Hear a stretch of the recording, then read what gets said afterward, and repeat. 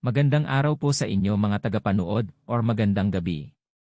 Ito po ay isang reaction video lamang mula kay tayo na at mag-subscribe sa kanya. Pa-subscribe na rin po sa channel ko. Tara na at nang masimulan na natin.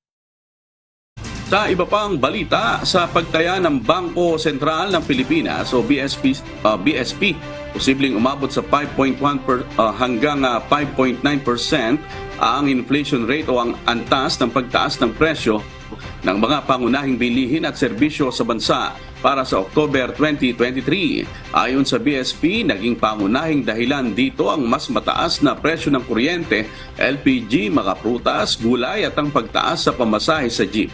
Maaari namang makakontribute sa downward price pressures ang mas mababang presyo ng bigas, karne at gulay, gayon din ang pagbaba sa presyo ng produktong petrolyo.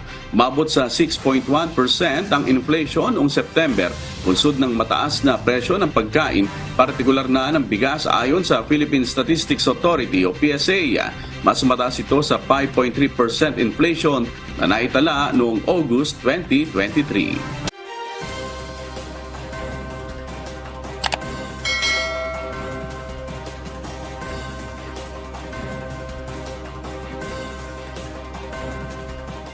Maraming salamat po.